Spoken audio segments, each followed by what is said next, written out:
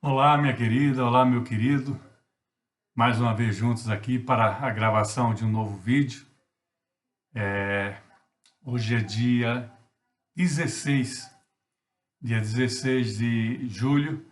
Estamos aqui na parte da manhã, por volta das 9h20 por aí. Aí no Brasil, quase todos dormindo. Na Espanha, uma hora a mais. Portugal, Guiné, Cabo Verde, cada um com seu horário. Mas o maior fuso realmente é para o Brasil, né? Estamos cumprindo, né, aquela meta de um vídeo quinzenal e não poderia deixar de gravá-lo hoje. Amanhã eu vou visitar um filho meu na Espanha e passo uma semana fora. Aí na outra, né, já é o tempo novamente de um novo vídeo. E assim vamos caminhando e assim vamos levando, nos encontrando, trocando ideias, falando do Deus das nossas vidas, encorajando, né? Encorajando-nos, né? Eu também me encorajo a conhecer mais da sua vontade, a ler mais a sua palavra, a ter uma comunhão maior, porque assim é que nós poderemos desfrutar melhor a nossa vida, nossa difícil caminhada aqui na Terra, né? Então, vamos estar tratando de um assunto muito conhecido, uma passagem bíblica muito conhecida. Eu gostaria de compartilhar com vocês. Eu estive no sábado, no culto aqui da congregação portuguesa, da qual eu era pastor até novembro, e o pastor que me substituiu, pastor Paulo Roberto, ele trouxe uma palavra muito bacana, muito encorajadora, sobre confiança, né, sobre olhar para Deus, né, nas dificuldades da nossa vida. E eu queria compartilhar um pouco do tema, que é realmente um tema muito importante, é uma passagem bíblica muito conhecida, não é plágio.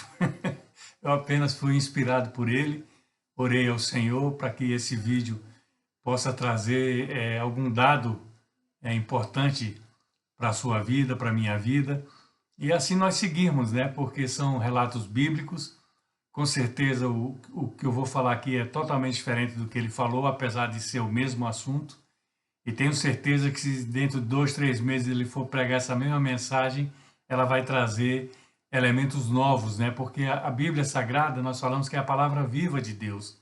Ela vai se encaixando no nosso dia a dia, em tudo aquilo que faz parte da nossa vida. Isso é muito importante, nós termos essa consciência e verificarmos também, né? Quando você tem um hábito maior de manusear a Bíblia, de ler a palavra de Deus, ver que determinados textos, quando lidos uma segunda, uma terceira vez, depois de um certo tempo, e dependendo também das circunstâncias do seu dia a dia, você vai encontrar diferenças.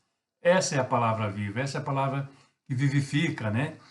Que nos dá alento para continuar, né? Essa é a palavra que eu incentivo a todos aqueles que se aproximam, que estão próximos a mim, aqueles que se deixam ouvir, né? Se deixam, né, exortar sobre isso daí. Eu respeito, né? Todos sabem as opiniões, as crenças, os credos de cada um. Eu vou pela Bíblia Sagrada. Tem sido já nos últimos 40 anos, pelo menos, a minha companheira, né, no dia a dia da minha vida. E isso resultou coisas muito boas, não só para mim, como para toda a minha família, para muitas pessoas que estão ao meu redor, fazem parte do meu círculo, né, de amizades, irmãos em Cristo, amigos comuns. Então, a palavra, qualquer delas, ela termina sendo um motivador, né? Ela termina sendo um ponto de impulso na visão da vida, no nosso dia a dia e para o nosso futuro. É isso que eu sempre espero quando gravo um vídeo, né? Que uma pessoa desse grupo que recebe os vídeos e para aqueles que são reenviados, que uma pessoa, uma só, em cada vídeo desse, uma só pessoa possa ser alcançada, possa compreender, né? Possa tomar posse daquela palavra, né? Possa, vamos dizer assim, cair a ficha, né? Lembrar de algo, né, que estava embaraçado, encoberto na sua mente e no seu coração. A palavra, ela é viva e vamos então vivenciá-la, né? para continuarmos vivos na nossa caminhada até o tempo determinado por Deus, né? Até o tempo determinado por Deus. Antes de ontem mesmo, 2, 3 dias atrás, o candidato Trump, né, nos Estados Unidos, sofreu um atentado e por milímetros, né, o projeto não entra na sua cabeça, o que praticamente seria fatal. Mas há um propósito de Deus, a gente vê isso daí, né? Há um livramento, né? Esse foi visível, mas nas nossas vidas nós temos muitos livramentos que nós sequer sabemos, percebemos, mas que Deus efetua o livramento em coisas que poderiam ser más, né? Para a nossa saúde, para a nossa vida, para a nossa família. O Deus é o mesmo. O Deus do Trump lá é o meu Deus, é o Deus de cada um de vocês que vai ver esse vídeo. E o Deus não muda. Ele tem os seus propósitos, né? Ele tem os seus propósitos. Isso daí é que nos dá um alento, uma esperança maior. Cada vez que ocorrem fatos, né, de naturezas variadas, com pessoas próximas, nossas, familiares nossos, como um alerta, né? Até para que nós ajustemos a nossa caminhada da melhor maneira possível. O crente, né, o cristão, ele sofre das mesmas dificuldades, dos mesmos problemas que qualquer uma outra pessoa.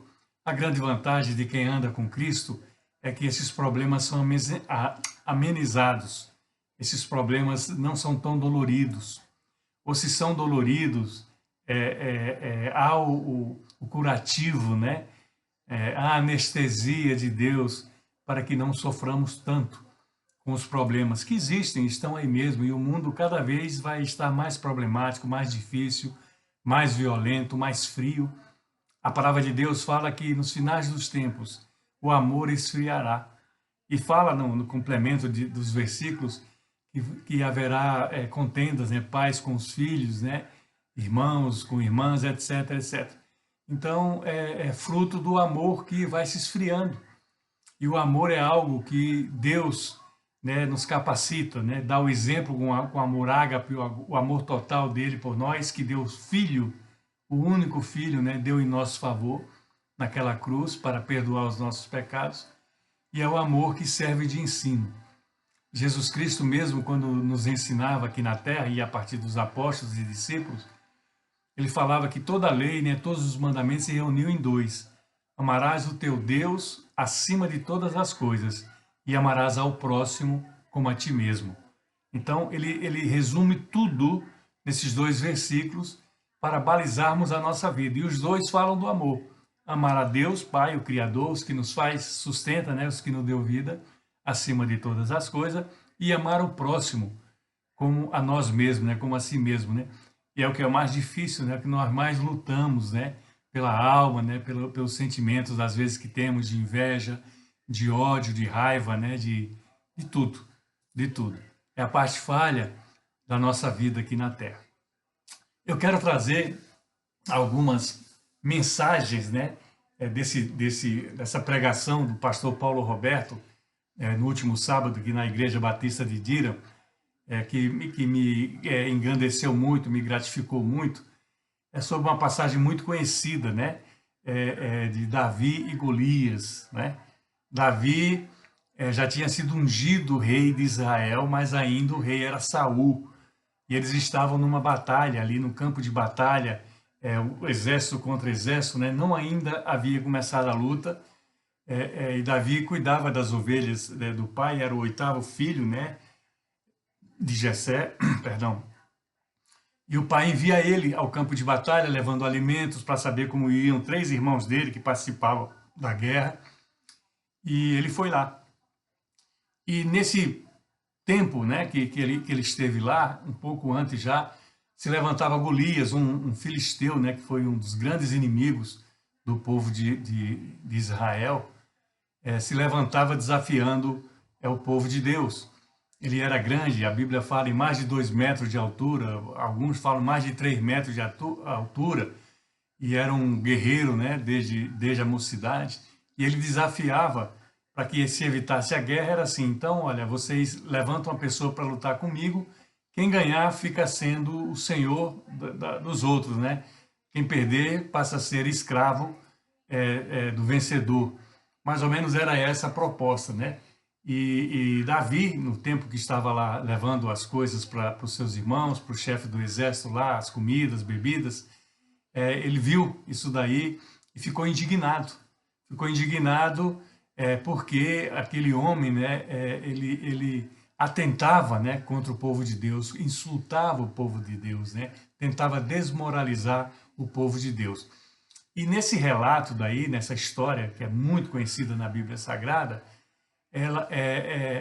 Davi recorda, né? Davi recorda que ele, como pastor, ele tinha conseguido feitos extraordinários, sobrenaturais até, por causa de Deus, né? Por causa de Deus.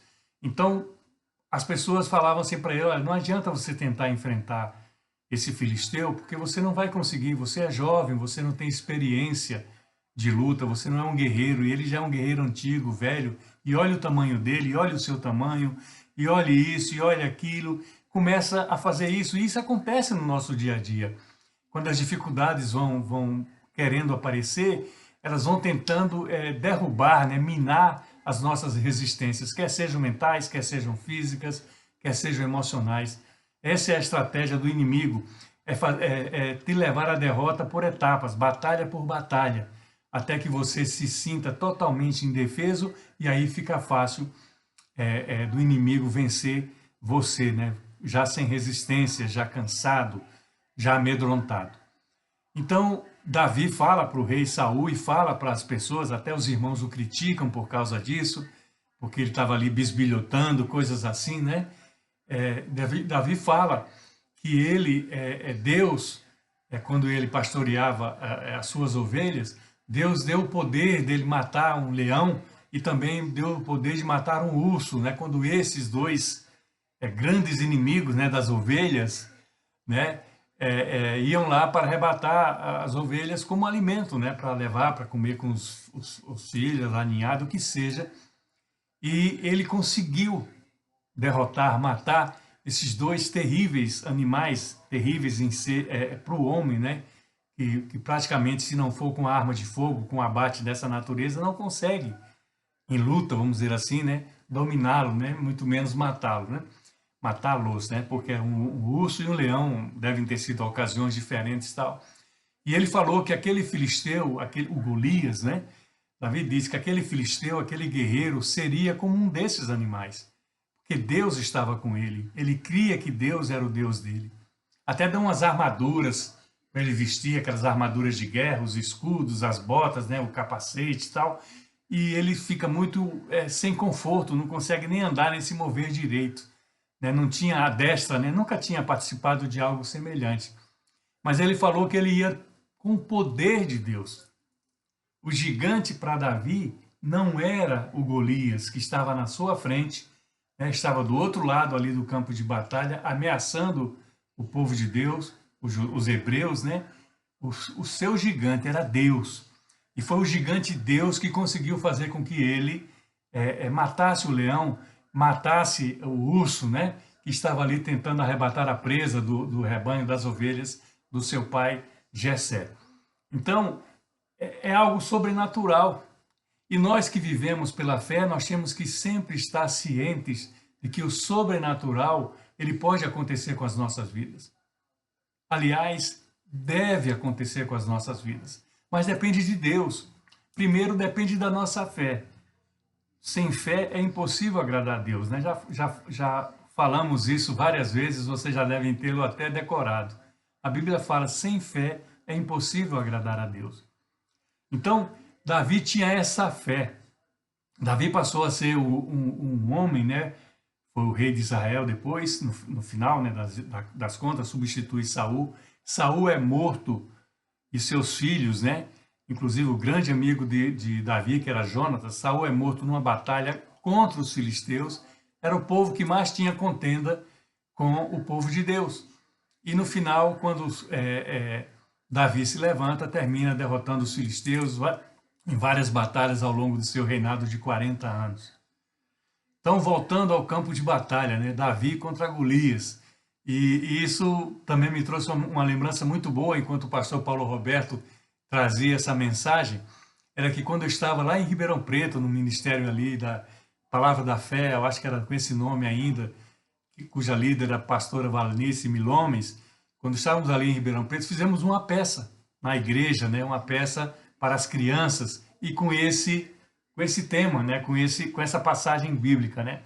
Vocês podem imaginar que o Golias era eu, né?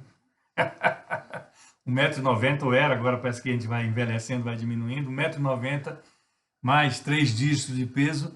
Não tinha um Golias naquela igreja que pudesse, um homem naquela igreja, né? Um irmão, um servo de Deus que pudesse interpretar o Golias, que não fosse este que vos fala. E gozado, né, que o Davi era um filho ainda, uma criança ainda, filho de um casal de pastores muito querido também, o Elcio, a Nilza. Ele se chamava Arthur. Hoje ele está maior do que eu, um jovem maior e mais bonito do que eu. Cresceu, virou homem, né, pai de família, está casado, ainda está lá em Ribeirão Preto. E ele era o Davi nessa encenação, né? E fizeram uma coisa de papelão para mim, um capacete de papelão, um escudo, uma espada e tal. As crianças, perdão, todas sentadas ali no palco, ali no chão, né, do ginásio, eu não me lembro bem onde é que era, do templo, e a gente em cima, num tablado.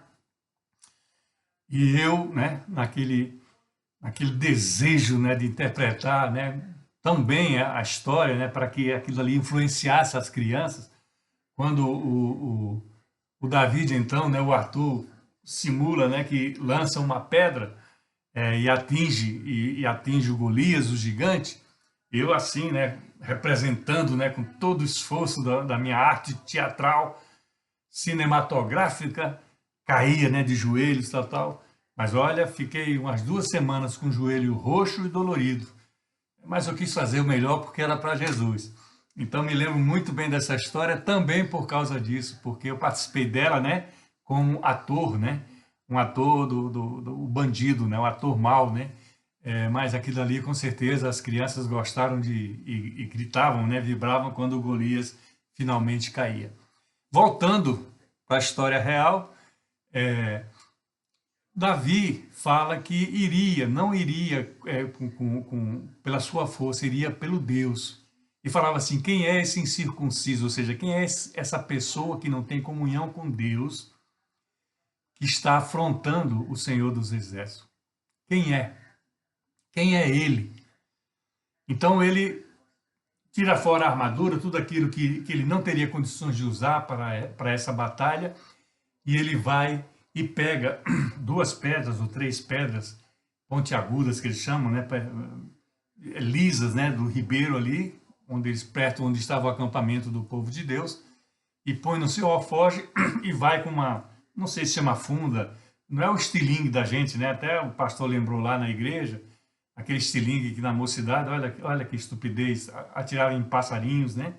Quantos de nós, jovens, né, não fizemos isso, né? Eu acho que chamava peteca na minha cidade, lá em Alagoas, no meu estado, mas é o estilingue, né? Aquele que é um cabo assim, com 2 hastes, né? Com a borracha, enfim.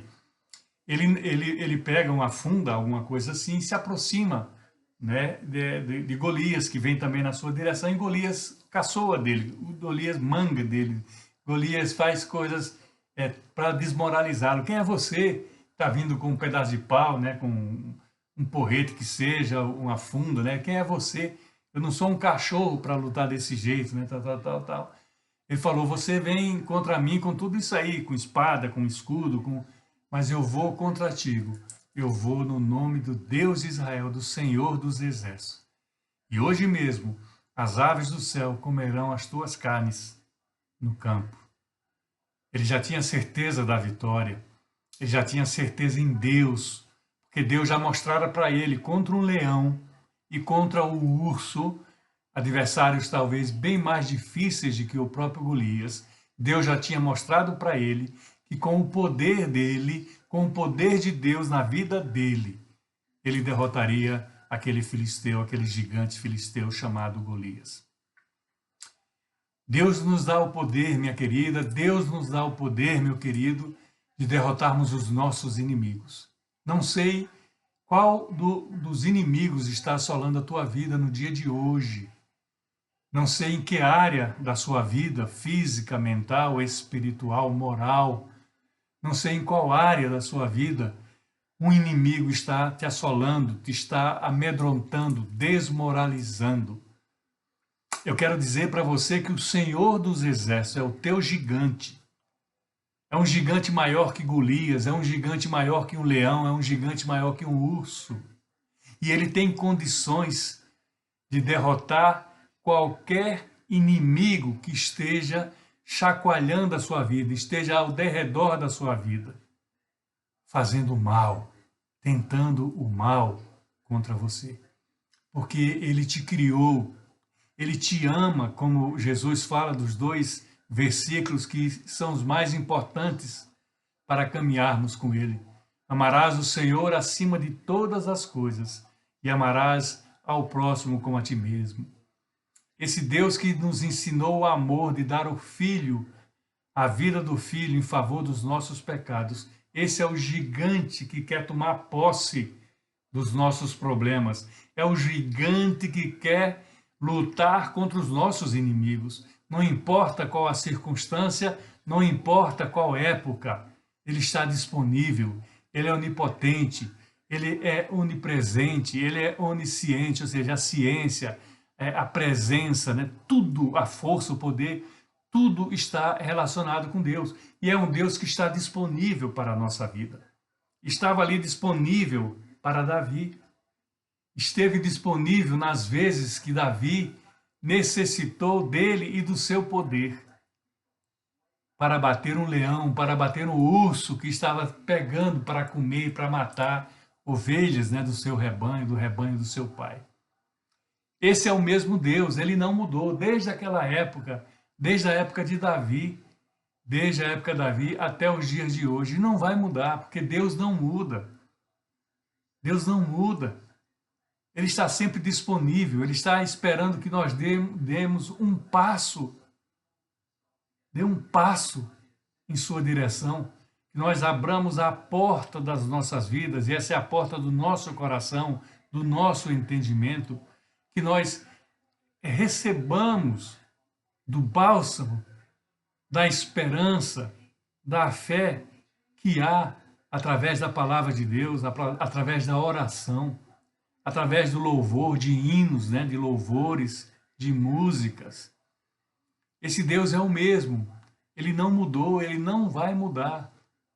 Ele está nos chamando para ser nosso gigante, para enfrentar os nossos inimigos, para cuidar da nossa vida.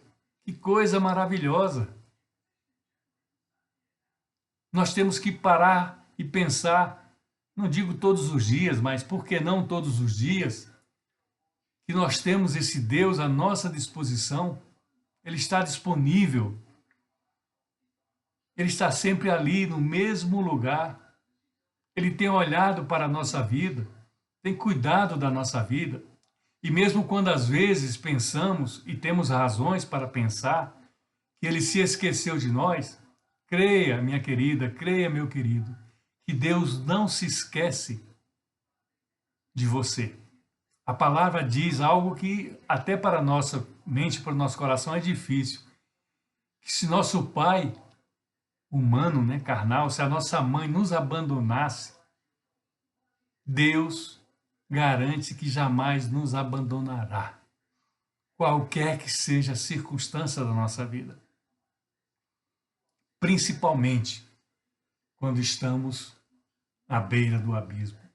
Principalmente quando o pecado está infiltrado na nossa personalidade, no nosso caráter. Essa é a hora de Deus se levantar.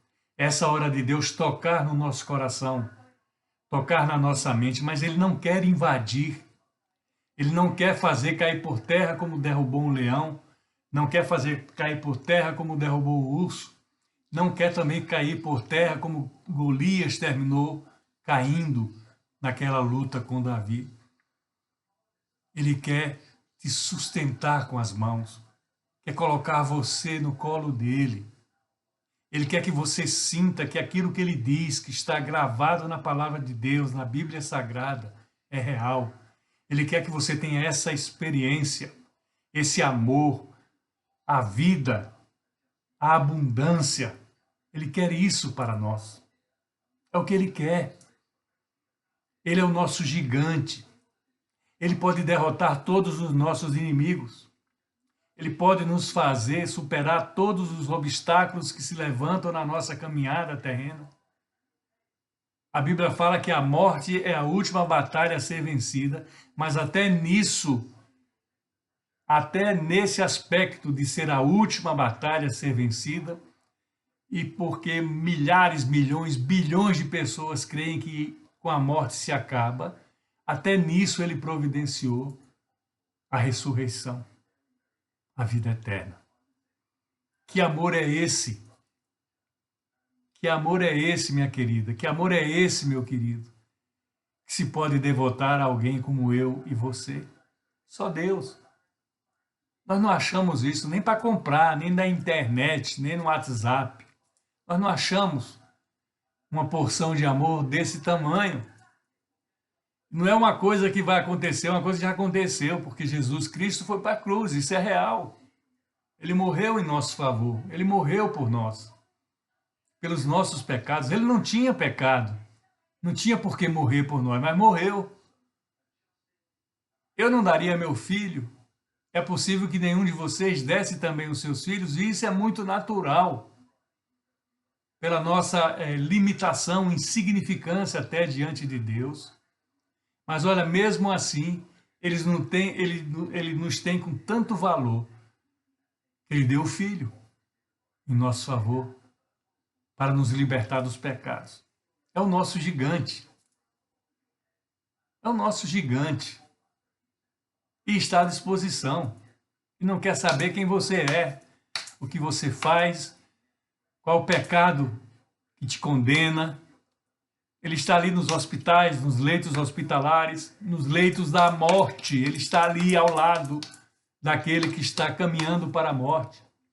Ele está ali nas prisões, ao lado dos encarcerados.